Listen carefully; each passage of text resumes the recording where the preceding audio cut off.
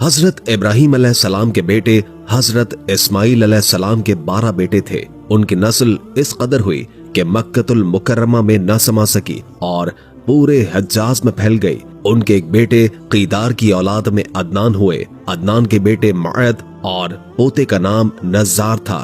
नज़्जार के 4 बेटे थे। उनमें से एक का नाम मुज़र था। मुज़र की नस्ल से कुरैश बिन मालिक पैदा हुए। ये फहर बिन मालिक भी कहलाए। कुरैश की औलाद बहुत हुई। उनकी औलाद मुख्तलिफ कबीलों में बट गई। उनकी औलाद से कसा ने इक्तदार हासिल किया। कसा के आगे 3 बेटे हुए। उनमें से एक अब्द मुनाफ थे, जिनकी अगली नस्ल में हाशिम पैदा हुए।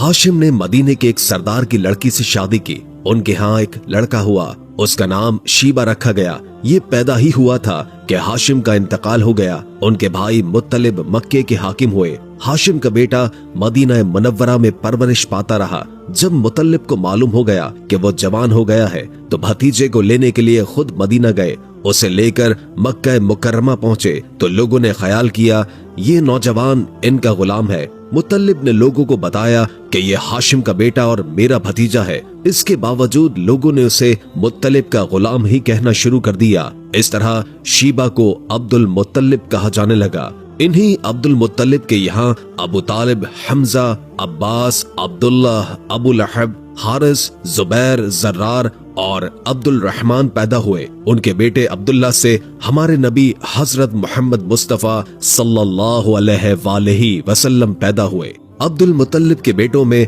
हजरत अब्दुल्ला सबसे ज्यादा खूबसूरत और सबसे ज्यादा पाक दामन थे। अब्दुल मुत्तलिब को ख्वाब में जमजम का कुआं खोदने का हुक्म दिया गया, यानी हजरत इस्माईल अलैहिस्सलाम के कुएं को। इस कबीले को कबीला जरहम के सरदार मज़्ज़ाज़ ने पाड़ दिया था। कबीला जरहम के लोग उस जमाने में मक्के के सरदार थे, बैतुल्लाह के निगरान थे। उन्होंने बैतुल्लाह की बेहुरमती शुरू कर दी। उनका सरदार मज़्ज़ाज़ बिन उमरू था। वो अच्छा आदमी था। उसने अपने कबीले को समझाया कि बैतुल्लाह की बेहुरमती न करो, मगर उन पर कोई असर न हुआ। जब मज़्ज़ाज़ ने देखा कि उन पर कोई असर नहीं हो रहा, तो उन्होंने अपनी कौम को उसके हाल पर छोड़कर वहाँ से जाने का फैसला किया। उसने तमाम मालो दौलत, तलवारें और जरहें वगैरह खाना काबा से निकालकर जमजम के कुएं में डाल दी और मिट्टी से उसको पाड़ दिया। कुआं इससे पहले ही खुश्क हो चुका था, अब उसका नामो निशान तक मिट गया। मुद्दतों ये कुआं बंद रहा। इसके बाद बनु खज़ा ने बनु जरहम को वहां से मार भगाया। बनु खज़ा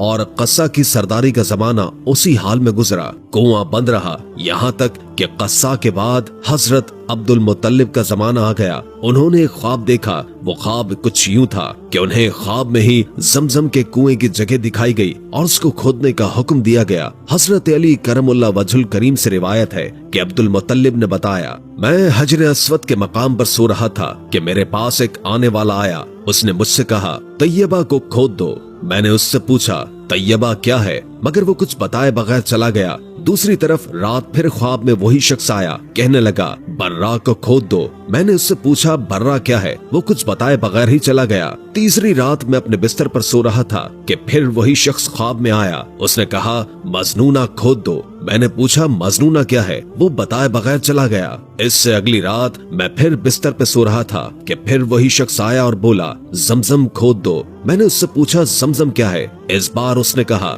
जमजम वो है जिसका पानी कभी खत्म नहीं होता, जो हाजियों के बड़े बड़े मजमुओं को सैराब करता है। अब्दुल मुत्तलिब कहते हैं, मैंने उससे पूछा, ये कुआं किस जगह है। उसने बताया, जहां गंदगी और खून पड़ा है और कव्वा ठोंगे मार रहा है।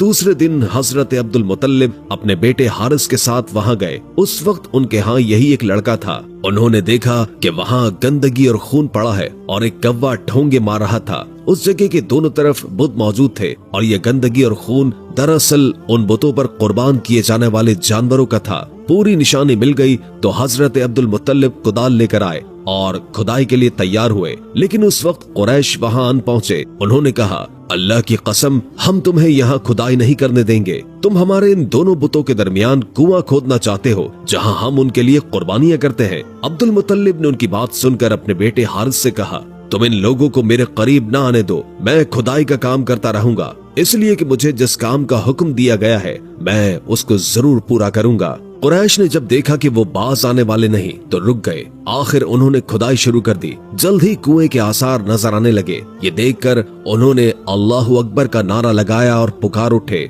ये देखो, ये इस्माईल अलैहिस्सलाम की तामीर है। जब कुरैश ने देखा कि उन्होंने कुआं तलाश कर लिया तो उनके पास आ गए और कहने लगे, अब्दुल मुत्तलिब, अल्लाह की कसम, ये हमारे बाप इस्माईल अलैहिस्सलाम का कुआं है और इस पर हमारा भी हक है, इसलिए हम इसमें तुम्हारे शरीक होंगे। ये सुनकर अब्दुल मुत्तलिब ने कहा, मैं तुम्हें इसमें शरीक नहीं कर सकता, ये मुझ अकेले का काम है। उसने कुरैश से कहा, तब फिर इस मामले में हम तुमसे झगड़ा करेंगे। अब्दुल मुत्तलिब बोले, किसी से फैसला करवा लो। उन्होंने बनु साद बिन हजीम की काहिना से फैसला कराना मंजूर किया। ये काहिना मुल्क शाम के बाला इलाके में रहती थी। आखिर अब्दुल मुत्तलिब और दूसरे कुरैश उसकी तरफ रवाना हुए। अब्दुल मुत्तलिब के साथ अब्दुल मुनाफ के लोगों की एक जमात थी, जबकि दीगर कबाइल कुरैश की भी एक एक जमात साथ थी। उस जमाने में मुल्क हज्जाज और शाम के दरमियान एक बयाबान मैदान था। वहाँ कहीं पानी नहीं था। उस मैदान में उनका पानी खत्म हो गया। सब लोग प्यास से बेहाल हो गए, यहाँ तक कि उन्हें अपनी मौत का यकीन हो गया।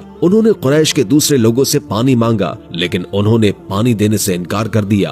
अब उन्होंने इधर उधर पानी तलाश करने का इरादा किया। अब्दुल मुत्तलिब उड़कर अपनी सवारी के पास आए। जो ही उनकी सवारी उठी, उसके पांव के नीचे से पानी का चश्मा उबल पड़ा। उन्होंने पानी देखकर अल्लाहु अकबर का नारा लगाया। फिर अब्दुल मुत्तलिब सवारी से उतर आए। सबने खूब सैर होकर पानी पिया और अपने मशकेज़े भर लिए। अब उन्होंने कुरैश की दूसरी जमात से कहा, आओ तुम भी सैर होकर पानी पी लो। अब वो भी आगे आए और खूब पानी पिया। पानी पीने के बाद वो बोले, अल्लाह की कसम, ए अब्दुल मुत्तलिब, ये तो तुम्हारे हक में फैसला हो गया। अब हम जमजम के बारे में तुमसे कभी झगड़ा नहीं करेंगे। जिस जात ने तुम्हें इस बयाबान में सैर कर दिया, वही जात तुम्हें इस जमजम से भी सैराब करेगा, इसलिए यहीं से वापस चलो। इस तरह कुरैश ने जान लिया कि अल्लाह ताला अब्दुल मुत्तलिब पर मेहरबान है, लिहाजा उनसे झगड़ा बेसूद है और काहिना के पास जाने का कोई फायदा नहीं। चुनाचे सब लोग वापस लौटे। वापस आकर अब्दुल मुत्तलिब ने फिर कुएं की खुदाई शुरू की। अभी थोड़ी ही खुदाई की होगी कि मालो दौलत, तलवारें और जरहें निकल आई। उसमें सोना चांदी वगैरह भी थी। ये मालो दौलत देखकर कुरैश के लोगों को लालच आ घेरा। उन्होंने अब्दुल मुत्तलिब से कहा, अब्दुल मुत्तलिब, इसमें हमारा भी हिस्सा है। उनकी बात सुनकर अब्दुल मुत्तलिब ने कहा, नहीं, इसमें तुम्हारा कोई हिस्सा नहीं, तुम्हें इंसाफ का तरीका इख्तियार करना चाहिए। आओ 500 के तीरों से कुरा डालें। उन्होंने ऐसा करना मंजूर कर लिया। 2 तीर काबे के नाम रखे गए, 2 अब्दुल मुत्तलिब के और 2 कुरैश के बाकी लोगों के नाम से। पासा फेंका गया तो मालो दौलत काबे के नाम निकला। तलवारें और जरहें अब्दुल मुत्तलिब के नाम और कुरैशियों के नाम के जो तीर थे वो किसी चीज पर न निकले। इस तरह फैसला हो गया। अब्दुल मुत्तलिब ने काबे के दरवाजे को सोने से सजा दिया। जमजम की खुदाई से पहले अब्दुल मुत्तलिब ने दुआ मांगी थी कि ए अल्लाह, इसकी खुदाई को मुझ पर आसान कर दे। मैं अपना एक बेटा तेरे रास्ते में ज़िबह करूंगा। अब जबकि कुआं निकल आया तो उन्हें ख्वाब में हुक्म दिया गया, अपनी मन्नत पूरी करो, यानी एक बेटे को ज़िबह करो। अब्दुल मुत्तलिब को यह हुक्म उस वक्त दिया गया जब वो अपनी मन्नत भूल चुके थे। पहले ख्वाब में उनसे कहा गया, मन्नत पूरी करो। उन्होंने एक मेढा ज़िबह करके गरीबों को खिला दिया। फिर ख्वाब आया, इससे बड़ी पेश करो। इस मर्तबा उन्होंने एक बैल ज़िबह कर दिया। ख्वाब में फिर यही कहा गया, इससे भी बड़ी पेश करो। अब उन्होंने ऊंट ज़िबह किया। फिर ख्वाब आया, इससे भी बड़ी चीज पेश करो। उन्होंने पूछा, इससे भी बड़ी चीज क्या है? तब कहा गया, अपने बेटों में से किसी को ज़िबह करो जैसे कि तुमने मन्नत मानी थी। अब उन्हें अपनी मन्नत याद आई। अपने बेटों को जमा किया, उनसे मन्नत का जिक्र किया। सबके सर झुक गए, कौन खुद को ज़िबह करवाता। आखिर अब्दुल्ला बोले, अब्बा जान, आप मुझे ज़िबह कर दें। ये सबसे छोटे थे और सबसे खूबसूरत भी, सबसे ज्यादा मोहब्बत भी अब्दुल मुत्तलिब को इन्हीं से थी। लिहाजा उन्होंने कुरानदाजी करने का इरादा किया। तमाम बेटों के नाम लिखकर कुरा डाला गया। अब्दुल्लाह का नाम निकला। अब उन्होंने छुरी ली, अब्दुल्लाह को बाजू से पकड़ा और उन्हें ज़िबह करने के लिए नीचे लिटाया। जो ही बाप ने बेटे को लिटाया, अब्बास से सब्त न हो सका, फौरन आगे बढ़े और भाई को खींच लिया। उस वक्त ये खुद भी छोटे से थे। उधर बाप ने अब्दुल्ला को खींचा। इस खींचातानी में अब्दुल्ला के चेहरे पर खराशे भी आई। उन खराशों के निशानात मरते दम तक बाकी रहे। उस दौरान बनु मखजूम के लोग आ गए। उन्होंने कहा, आप इस तरह बेटे को ज़िबह न करें, इसकी माँ की जिंदगी खराब हो जाएगी। अपने रब को राजी करने के लिए बेटे का फिदिया दे दें। अब सवाल ये था कि फिदिया क्या दिया जाए। इसकी तरकीब ये बताई गई कि एक कागज पर 10 ऊंट लिखे जाएं, दूसरे पर अब्दुल्लाह का नाम लिखा जाए। अगर 10 ऊंट वाली पर्ची निकले तो 10 ऊंट कुर्बान कर दिए जाएं। अगर अब्दुल्लाह वाली पर्ची निकले तो 10 ऊंट का इजाफा कर दिया जाए। फिर 20 ऊंट वाली पर्ची और अब्दुल्लाह वाली पर्ची डाली जाए। अब अगर 20 ऊंट वाली पर्ची निकले तो 20 ऊंट कुर्बान कर दिए जाएं, वरना 10 ऊंट और बढ़ा दिए जाएं। इस तरह 10-10 करके ऊंट बढ़ाते जाएं। अब्दुल मुत्तलिब ने ऐसा ही किया। 10-10 ऊंट बढ़ाते चले गए। हर बार अब्दुल्लाह का नाम निकलता चला गया, यहाँ तक कि ऊंटों की तादाद 100 तक पहुँच गई। तब कहीं जाकर ऊंटों वाली पर्ची निकली। इस तरह उनकी जान के बदले 100 ऊंट कुर्बान किए गए। अब्दुल मुत्तलिब को पूरा इत्मीनान हो गया कि अल्लाह ताला ने अब्दुल्लाह के बदले 100 ऊंटों की कुर्बानी मंजूर कर ली है। उन्होंने काबे के पास 100 ऊंट कुर्बान किए और किसी को खाने से न रोका। सब इंसानों, जानवरों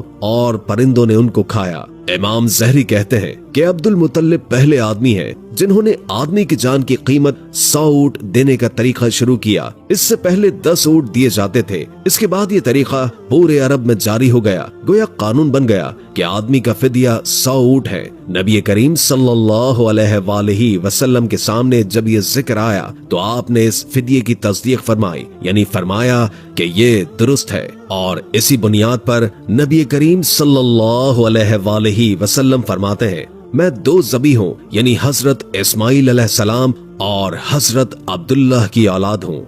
वीडियो